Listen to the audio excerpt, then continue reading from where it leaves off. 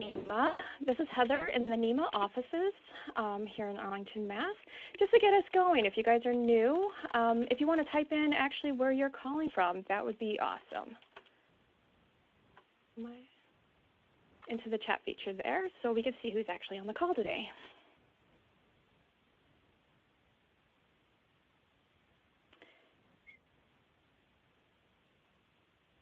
Lots of Boston. I know there's some new people today. So this is actually how you're going to be interacting with Sophie. So if you have any questions at all throughout the lunch, go ahead, type them in there, and I will be asking her the question there. Awesome. Great. And if you are having any audio issues, please try calling in. I have put the call number and the participant PIN at the top. Hopefully you can hear me say that on that one. So like prior Lunch with NEMAs, this session is being recorded and will be available on the NEMA website later on this afternoon if you have to pop out early or if you want to share it with someone else.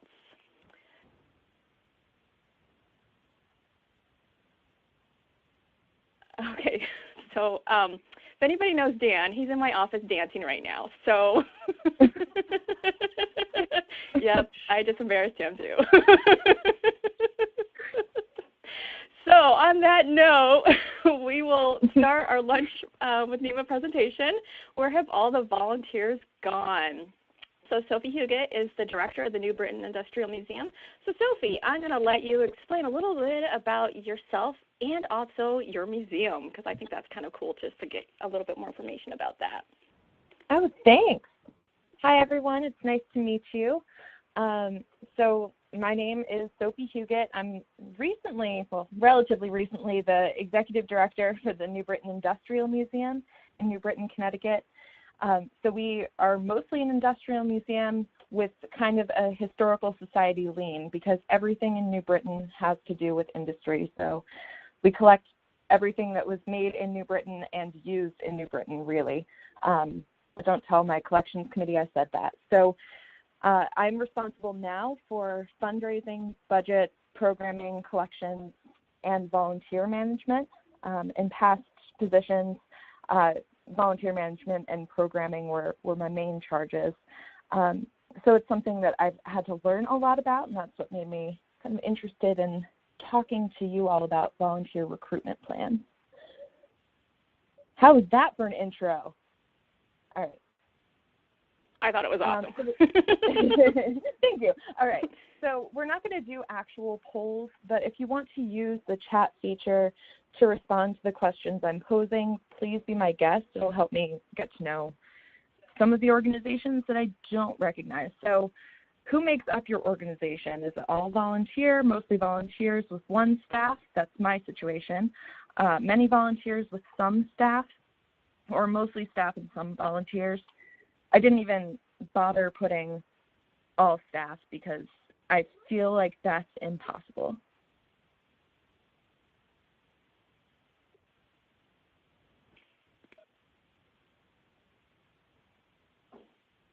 All right, so I'm seeing a lot of D's, and that's interesting. So looking to start a recruitment plan for the first time. Looks like, oh, all staff and no volunteers.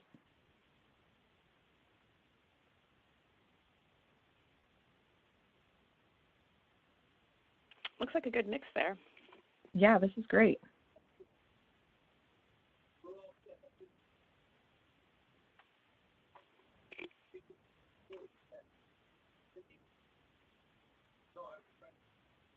Wow, I feel bad about not putting the all staff, no volunteers. My omission. All right, so you can keep posting about that. Next is number of volunteers. So if you are an organization with volunteers, how many do you have?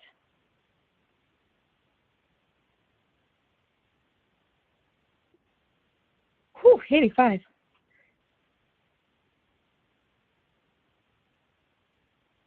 I would say we have a broad range of museums on the webinar today. Yeah, I'm seeing that. That's great.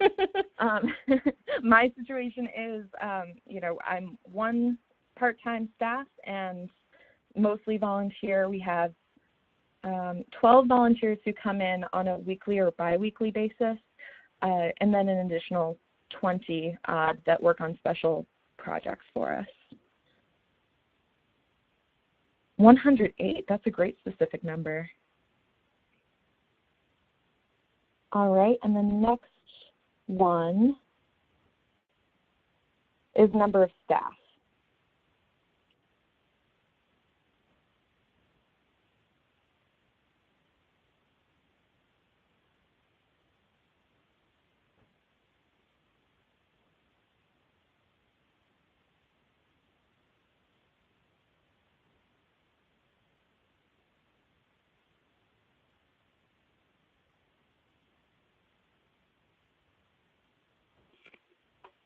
All right, and still some broad range.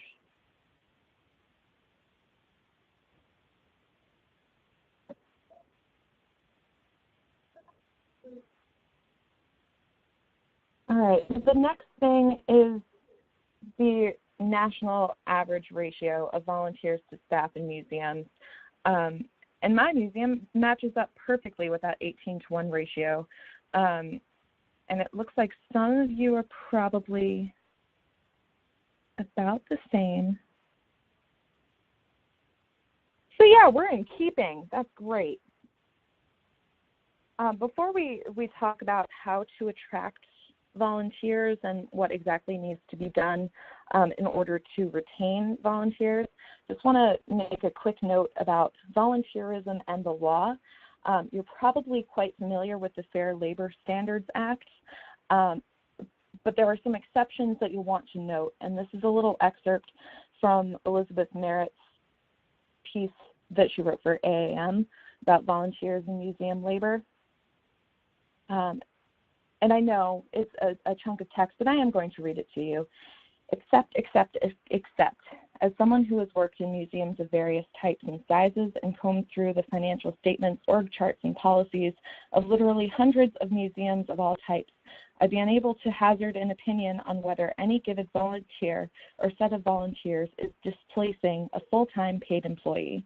Does the volunteer director of a tiny all-volunteer historic house museum displace a theoretical paid director the governing authority would otherwise have to fund? Would a large museum employ more paid interpreters if they didn't have a dedicated and passionate corps of docents? So there's a lot of gray area with museums and volunteering, and I just want you to know that you should be familiar with the Fair Labor Standards Act and do the thing that I do, just put this thing under your pillow as you're going to bed and hope that through osmosis, is osmosis the right word? I'm not a science person, obviously, but hope that it sinks into your brain a little bit as you're developing a recruitment plan. The next thing, I'd like you to grab a piece of paper. We're going to do something that you don't need to post about in the chat. It's mostly for your own brains, but just jot down these 4 answers. I'll give you 2 minutes to do this. So where did you have your best volunteer experience? What did you like about it? Who was supervising volunteers? And what leadership qualities did they have that you respect?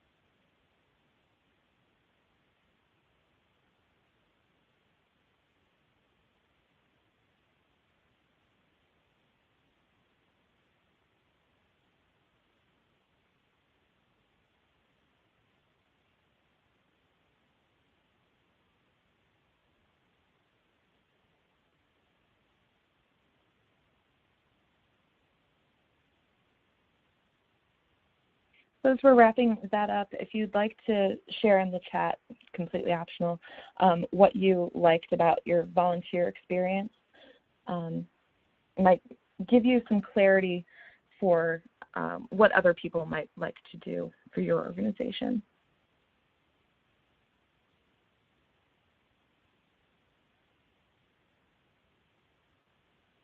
Moving on to the next. What do your volunteers do? Another thing you can use the chat for. Assist with large events, including wayfinding, ticket sales, setup, cleanup. Those are mostly one-off volunteer opportunities, or they are just there for those large events. So you don't see them every week necessarily. Serving on the board or in committees, those are still volunteer positions. Visitor services, administrative duties, and that kind of, depending on your organization, I guess, could include being a treasurer, but also doing the rote filing and general organizational tasks. Working with collections, marketing, development. All right. And some all of the above.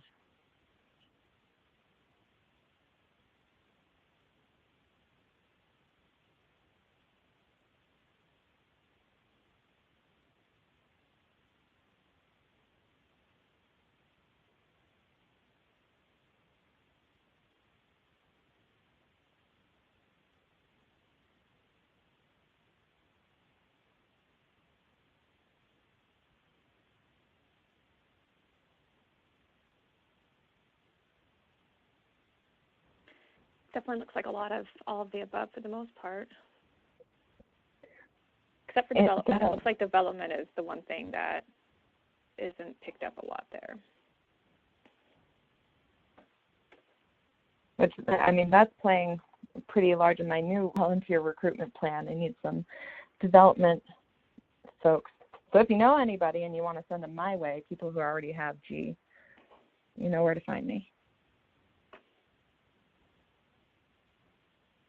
All right. And the next thing is another kind of jotting things down. I'm going to ask you to clone a volunteer. We're not supposed to pick favorites, but we can all identify someone whose dedication to the organization and its efforts is just unparalleled. So choose someone to clone and identify their primary function for your organization. And I'll give you 3 minutes for this one. Why would you clone them? That's kind of a lofty question, so come back to that one maybe. What is their primary function? As I said, have you thanked them recently? And maybe they would like to help with volunteer recruitment and retention. Just think about how you would pose that question to them. Yes, Michelle, you can.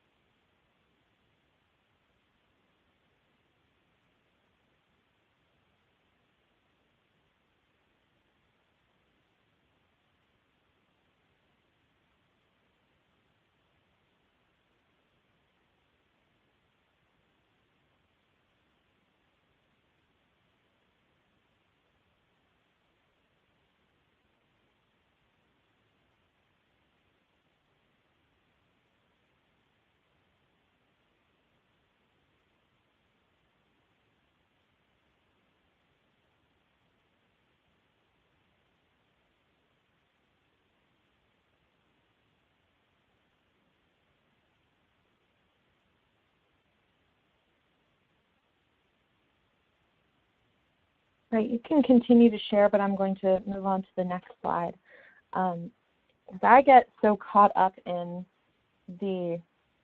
what exactly I want in a volunteer, who my favorite person is, but I need to slow myself down and start with the very basics. So first thing is your volunteer training manual, and when this is shared later, I'll provide the full list, well, my full list of documents that everyone should receive in their volunteer training manual, like a letter of welcome, the organization's mission and vision, the staff directory, a volunteer directory, packet of benefits, like what are they going to get out of it? Is it just for interaction with other people, for the love of the organization, or do they get unlimited tours and guest passes, maybe discounts? Is there a specific volunteer newsletter? There should be a blank code of ethics for them to sign and return, so both parties will have a copy. Same thing with the completed application. Interpretive narrative for tours, and I believe that regardless of a volunteer's role, each team member should be familiar with the basics of what happens on a tour if you offer tours. They should just be at least nominally familiar with what is going on the ground level. And volunteer job descriptions.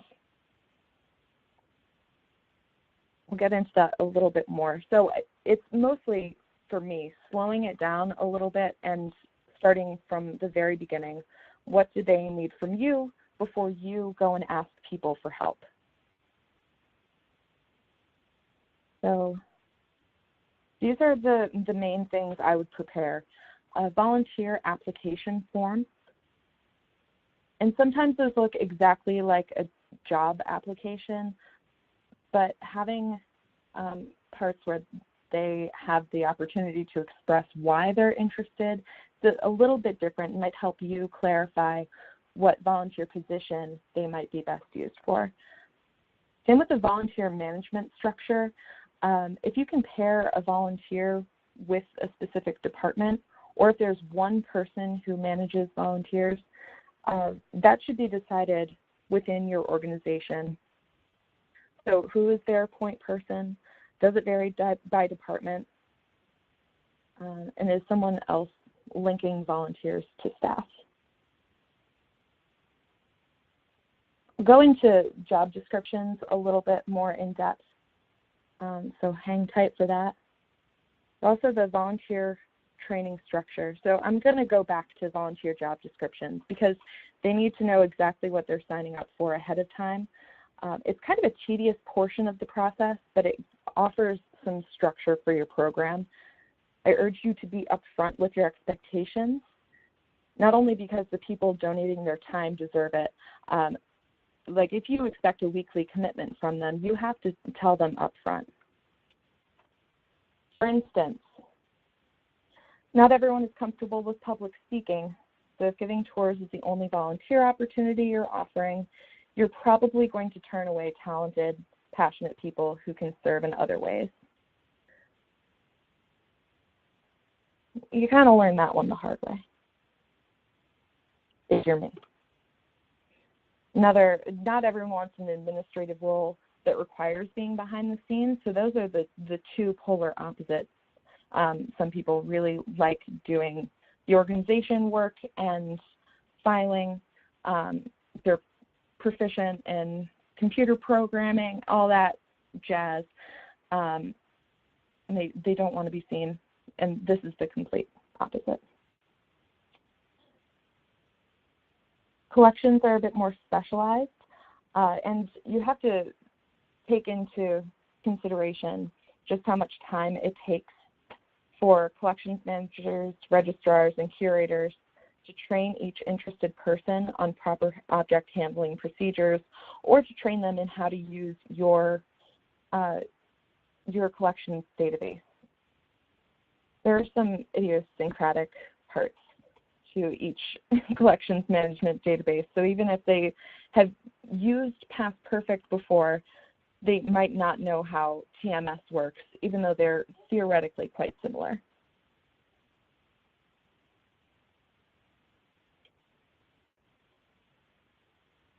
Same goes for development, finance, and marketing. There are specialized roles that require each team member, including volunteers, to understand the organization's mission. So I would have separate job descriptions for each of these different roles. If you are not looking for any help with collections, then definitely don't set that up as an opportunity that you can't then offer. Social media. Everyone makes their own institutional decision about this, but for most museums, it's a major component of their public voice. It's relatively easy to post and to maintain your online image by using social media. So it can be prepared by volunteers who know the museum's goal and strategic plan, but it's not for everybody. There should be oversight, and I know it's very tempting to give millennials the social media reins as they're getting their foot in the door of the museum world. Interns from colleges, they often say that that's something that they are good at, and just double check this work. Make sure someone is looking at it before it goes wide to the public. Avoid any and all snafus if at all possible.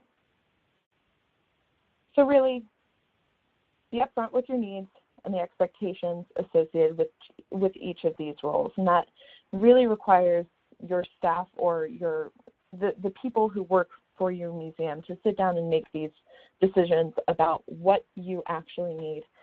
And then you can start the recruitment process once you've identified what you need to do. So who is volunteering?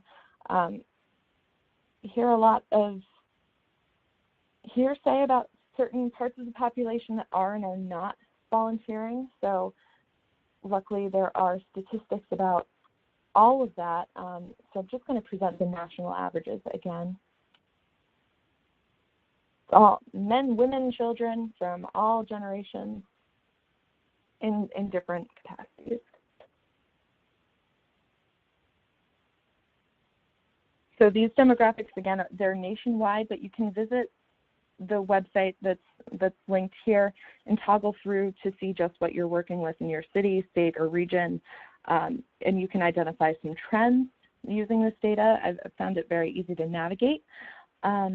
It's tempting to want to attract more students to volunteer. So as you're looking at the Gen Y and millennials, those numbers, they're on the rise, but they're a little bit lower than some of the other generations. But it could be impractical for you, and you have to be honest with yourselves about that. There are time requirements for most volunteer commitments, and you have to consider the dependability factor.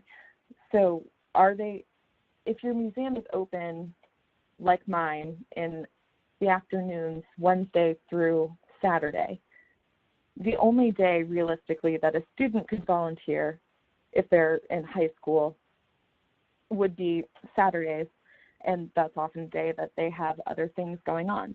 So they might be better, their skills might be better used for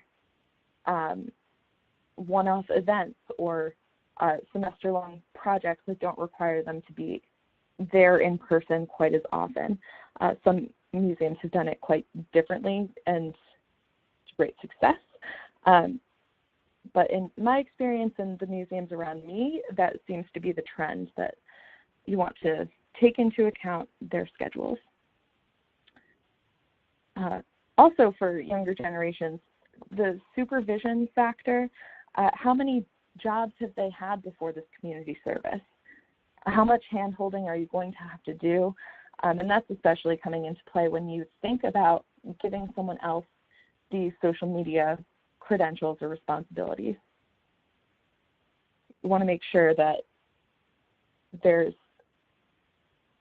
a standard of quality for the work. Same thing, lots of training, but there's a possibility that they might leave more quickly. One more thing, it's kind of gauche to think about it, but if you have in your organization a visitor to legacy donor pipeline, So you want people to start out as their first time visit, and then they come back again, then they become a member, maybe volunteering is the next step, and then they become a larger donor, legacy donor. When you think about your pipeline that way, boomers are the most generous monetary donors, with 62.8 giving $25 or more to charity annually. The silent generation has the highest rate of volunteering for an organization. So I would just recommend looking through that to get a sense of who in your community you might want to target.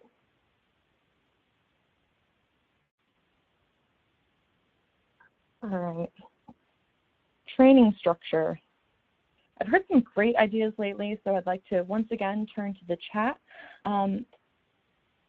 brainstorming how to do it. Some people have an introductory party for all new volunteers where they can socialize with the ones who've been there for a long time. I've had great success doing a series of 3 training meetings to get everybody on the same page. They're kind of in a class. But what else have you seen that's worked? We'll chat about this for 2 minutes.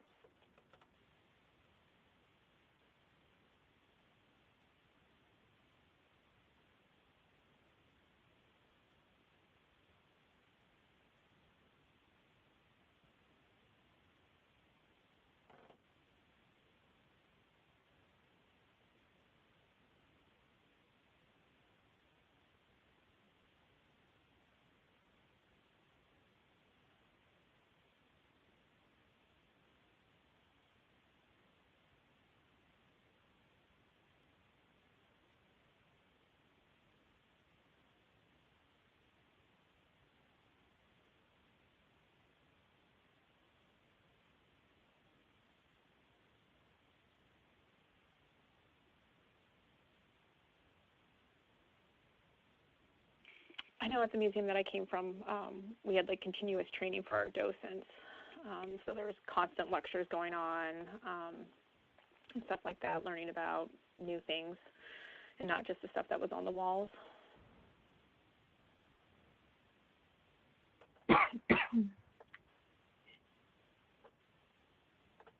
And that's a really good way to handle it, from what I've observed.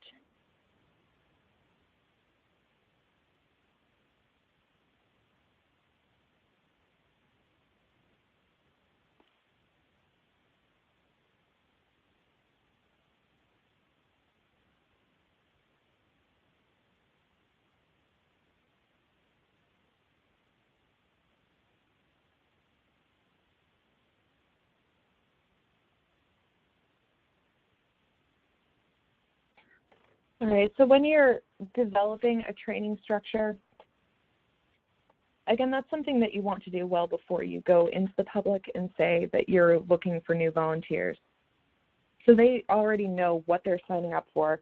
If they are at your table at a community event and they sign a list saying they're interested in volunteering, you already will have in your brain what the elevator pitch is for why they would volunteer and what the time commitment is, and that helps inform your training structure.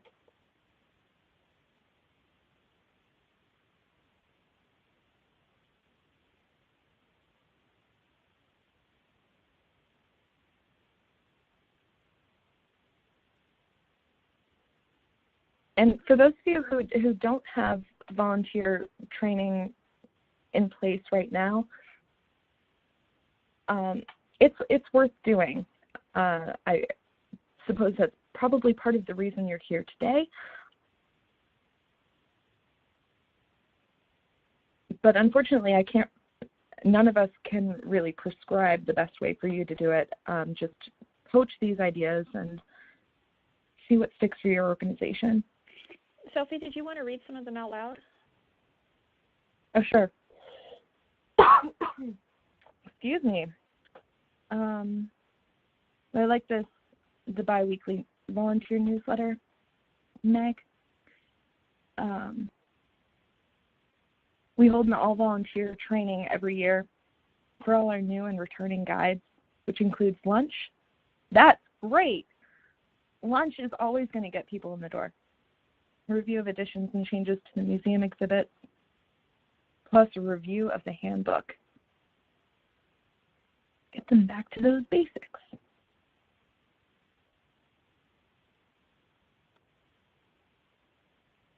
What else?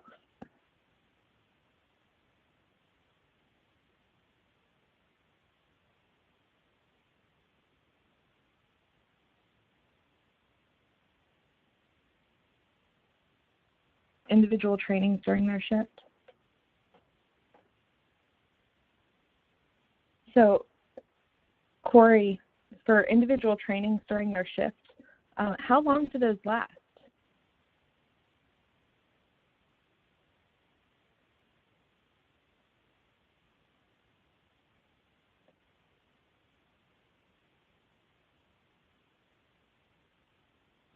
It is interesting because Allison also did the individual training too, especially with technology. That's definitely something that you want to sit down because I know I also deal with technology with volunteers here in the office too, so it's definitely one of those you want to make sure that everything is comfortable. Absolutely. My volunteers range in technology prowess from have never touched a computer to we are currently co-learning how to use Excel. So it depends on the org, right? So, right, a volunteer newsletter for me would not go out through MailChimp.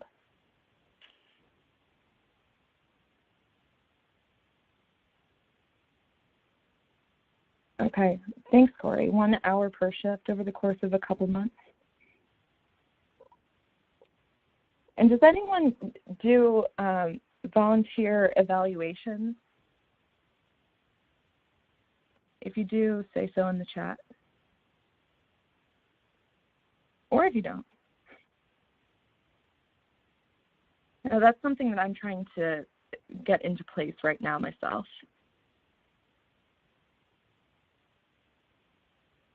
So would you be talking about evaluations for their training or evaluating them as a volunteer? Both.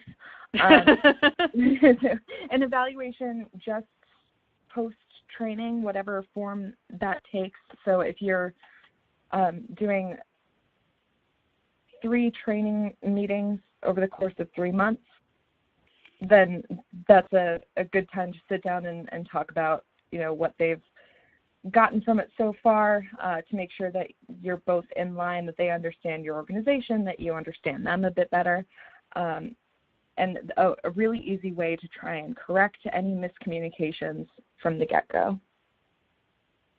But then ideally, and this is in a perfect world, doing annual evaluations just like you would a staff evaluation, but it's also an opportunity to sit down with them and say thank you and make sure that they know that their work is appreciated.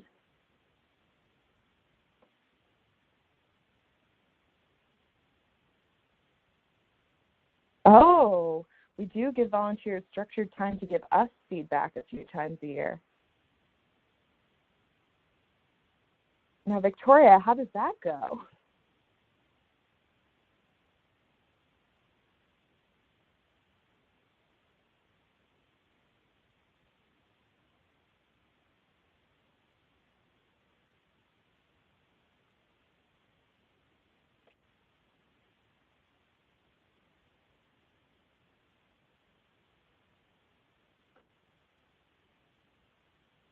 Lots of typing. Yeah, so Victoria, as you're typing, I'm actually going to move to the next bit. So then you get to the actual recruitment. And for organizations around me, it's a combination of efforts. Sometimes there are e-blasts, there are announcements in other organizations' newsletters. There's a lot of tabling events like job fairs and town-wide events. So bringing all the literature and having all the job descriptions ready to go, plenty of applications or a sign-up list to then reach out to people again. So everything that we talked about so far is having those tools in place so you can go to events and speak intelligently about what you can offer them and what they can bring to your organization. I've heard of some people having recruitment parties, and I've never seen one. So if anyone has been to or has done this themselves, if you want to let us know what that looks like. Outreach lectures, this is something that I've done quite a bit of. It's going to civic organizations around us, like talking to the Elks at the Elks Lodge around the corner, going to the Rotary, Chamber of Commerce, and talking about your organization, so giving just an overview of what you do, some of the history, some of the stories, or showing part of your collection, and then at the end, saying how they can be involved. And that's a great way to get people who are already involved in their community who might be interested in working with you. All right, and I'm looking over to Victoria's response. Usually really positive. That's good to hear. We sit down at the end of the season before our holidays, thank you, and during spring training, just ask what went well and what was challenging. Oh, that's sweet. They're usually very thoughtful and love being asked. That's an excellent way to get buy-in and get people on your side, is to ask and to really involve them in the organization, to make them feel like, you know, you really couldn't do it without them, which you know, but they deserve to hear it and to feel considered. The last thing on this recruitment slide, community partnerships. So if there are organizations around you that are working in the health and human services fields, maybe talk to them and see if there are any work programs that might be interested in helping you out. So we've just started working with an organization that deals with, that works with individuals with intellectual disabilities. I finally got there. And they are able to come in weekly or bi-weekly and do some office tasks. And it's more of a work program for them, getting their foot in the door, so they have something for a resume later on. Unfortunately, my organization is not in the position to pay, which is not great, and that's why it's almost always a temporary situation. But reaching out to organizations that already have pools of people who want work experience, perfect way to go. If you have any colleges around you, chat with all of their departments. I'm just about to start working with the foreign languages department at the college near me to get a class working on the translation of our tour narrative and all of our marketing materials, so we can better reach out to the 40% of the population in New Britain that speaks Spanish. And we wouldn't be able to do that without working with this class and creating a different kind of structure and really focusing it on a specific project.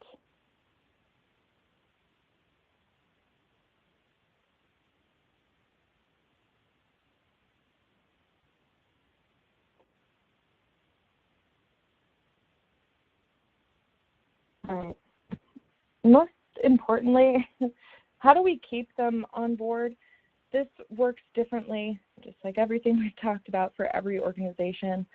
But Kristen Lays at Belle Grove wrote that great blog post, Recruiting and Retaining Great Volunteers, and has all the best points. Make it fun, make it meaningful, RESPCT, I'm no Aretha. Communication, communication, communication, and stay flexible. So making it fun, that's the person-to-person interaction, making it a community that people are excited to come into and work with whenever they're there. Making it meaningful. For some organizations, not having paid docents feels to volunteers like they are the visitor services department. They have been given more responsibility than some other volunteer positions. So just like Victoria was talking about, getting some buy-in from them, that's making it meaningful for volunteers. Respect, that almost should go without saying, right? But be respectful of their time, and that goes back to the job descriptions being upfront with expectations. Communication is key, and that's another reason I would recommend evaluation. So if there are any behaviors that you're concerned about and you don't evaluate, then they're not going to know that, and they're not going to understand why they're not being put on volunteer schedules or being reached out to again.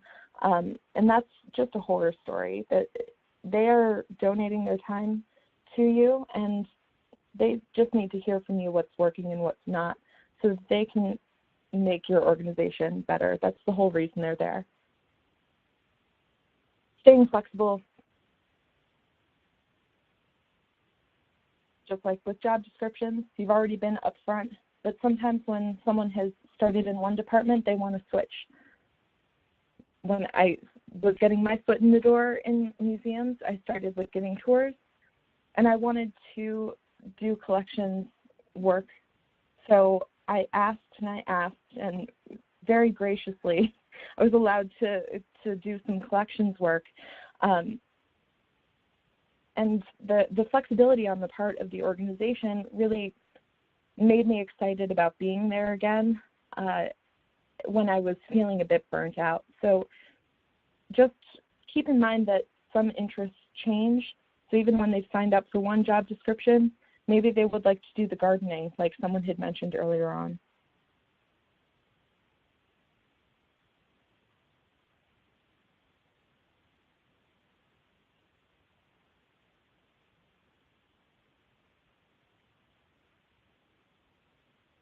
That's a great point, Bob. Yeah, Julie also mentioned that they actually changed their workspace. That's always a good thing to think about, too, is the workspace that they're working in. I know sometimes we're a little bit cramped. Oh, yeah.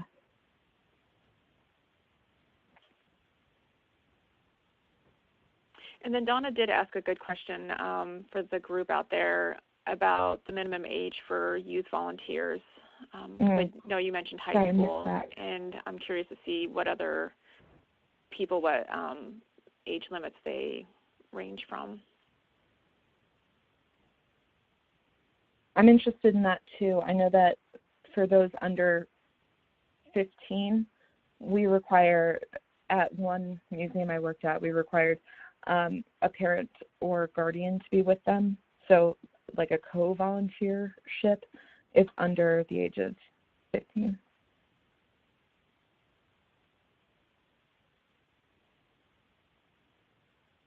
And seeing 13 to 17 for junior volunteers.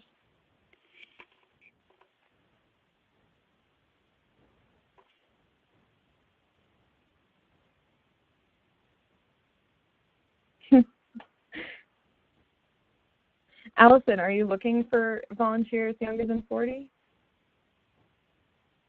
Is it something you'd consider?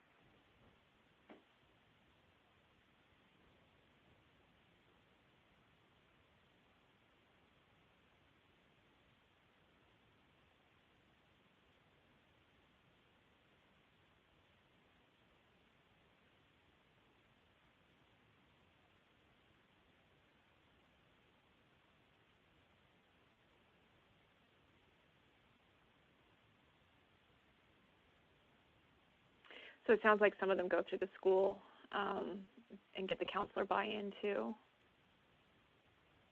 Which is a great idea. Yeah. I've mostly done the college route myself. so I'm less familiar with this.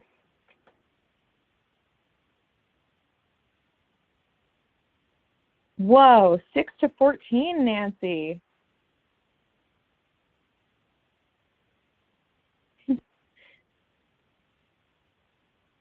That's excellent. They're getting excited early, right?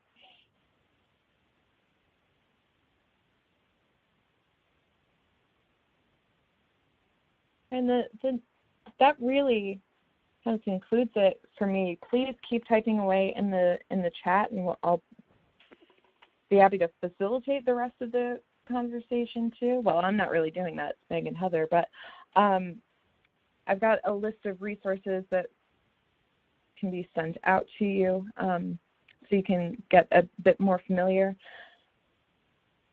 Just feel better about this, that the volunteers have not disappeared. They just don't quite know that you need them or how they can help. So all of this volunteer recruitment stuff, it starts with sitting down with your organization and thinking critically about what you need and who can help guide that training structure and get people's buy-in from the instant they sign up. So thank you. Thank you, Sophie. Does anybody have any last-minute questions they want to ask Sophie, or throw it out to the group that's on today? It looks like you guys are very chatty, which is awesome. I love you guys communicating with each other. It's really good to see the tremendous variety that's been in this group. That's awesome. Niles, we will be adding the PowerPoint presentation and the recording to the website later on this afternoon, so check back. It will be under the Lunch with NEMA section. And it will also list all the other prior lunches that have been recorded that you can watch. And then we can also email out the resources that Sophie mentioned or put it on the website too.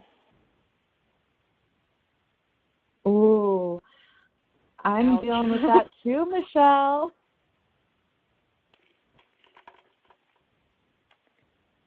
So does anybody else run into that problem about a volunteer trying to present them as a staff member?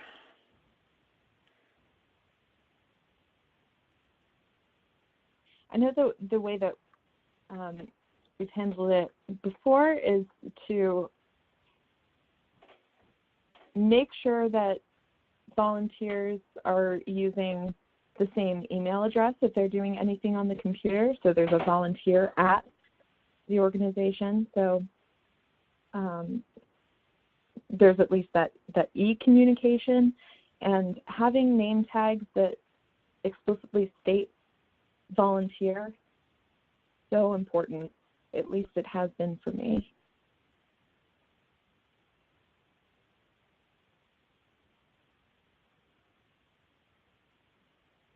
Hillary brings a great question out about managing communications between staff and versus communicating with volunteers. That one's a little tough. I guess a lot of it depends on how large the organization is, right? Mhm. I would think so.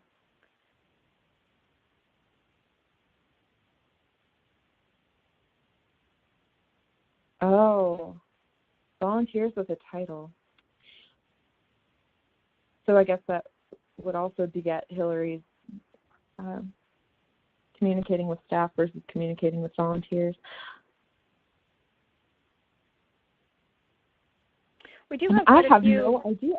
Yeah, we do have quite a few all-volunteer organizations throughout New England. So that's definitely, if it's an all-volunteer organization, that they are treated as staff members. Mm-hmm.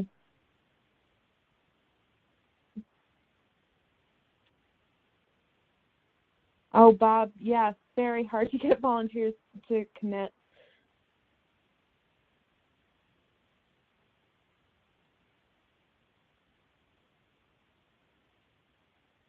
So that's why really I just recommend making sure that all those documents are in order, so you can clearly set those expectations when you're going into new groups, when you're trying to get more people able to give tours. Oh, and finding writing groups. is a great way to get volunteers if they're interested in giving tours. If you are interested in getting people to give tours, I should say.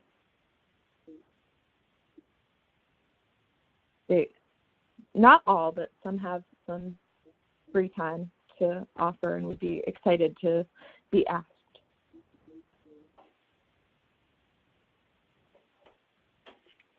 Oh man, Donna.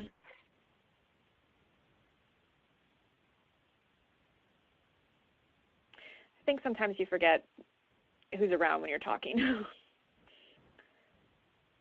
Absolutely.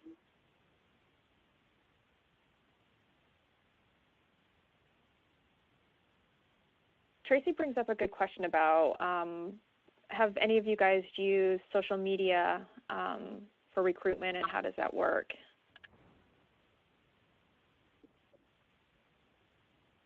In some ways, it's also the age group that you're going after for wording on that one. That's a great question. I've only used social media for volunteer recruitment for specific events, and already having a sign-up link. So I use signup.com for that.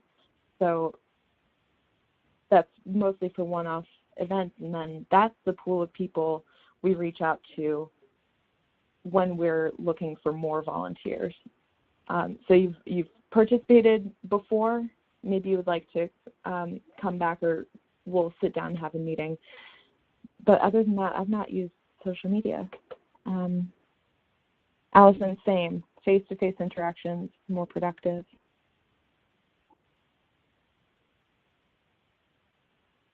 And the good old word of mouth. Oh, yes. So do you get I'm in an industrial museum, so sometimes it's kind of the boys club. So we get friends of friends, and that's the word of mouth. Is that something you all get?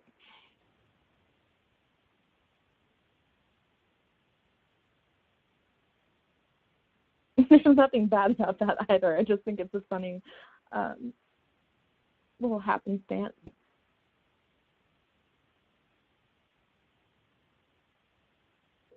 Oh, Victoria, you do so many cool things.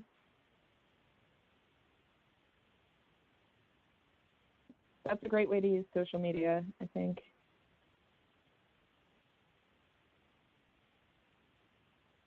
As for benefits with becoming a volunteer, I think even just stating the things that you kind of assume are a benefit. So there's the social aspect, the community within your organization. For a lot of people, that is a perk, but then reciprocal memberships, guest passes. So I'm interested to see what other people offer.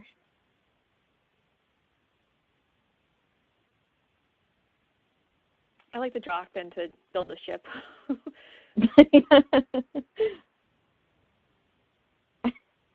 How many people do that, Lori?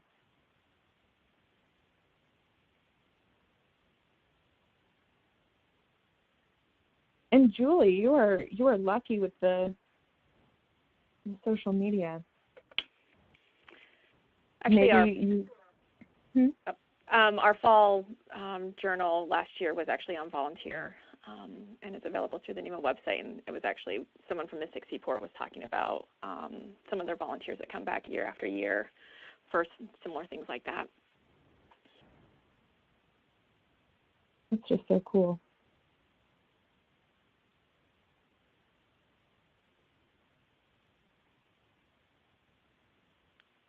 Okay, well, looks like there's Scarlett there. Scarlett, do you have the link for the survey?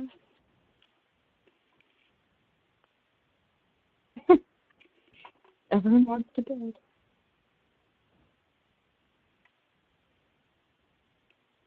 So there is a survey there about the lunch. We're almost at the 1 o'clock hour, so I want to start wrapping up because it looks like the typing is slowed down a little bit. I do want to say thank you to Sophie. That was one of the things that you talked about, is thanking your volunteers. So thank you for giving your knowledge about volunteers and stuff. And if anybody's ever interested in actually giving a lunch with NEMA, contact us here at the NEMA office. We're always looking for new speakers and new topics to talk about. So I want to also thank everybody that has participated today, especially the ones that have been in the chat feature. It's great for you guys to share your knowledge with other people, ask questions. That's awesome. We're always looking for that. Looks like there. And as I mentioned earlier, we will have the presentation available on the website, and I will be emailing the resources that Sophie mentioned. Sophie, do you have any last-minute wrap-up? No, just thank you and good luck, everybody. Please send an email if you have any follow-up questions to me. I'll include that in the resources, but I would love to talk to you more about this because these are some great ideas you've generated, and I need help too. So I think we all do. All right, thanks everybody, and we hope to see you next month for more of a, we're still in the Paris Climate Agreement. We'll be talking with someone from ECHO and Strawberry Bank. So hope you guys can join us for a future lunch with NEMA. Thanks everybody, and thank you, Sophie. Thank you. Bye. All right, bye.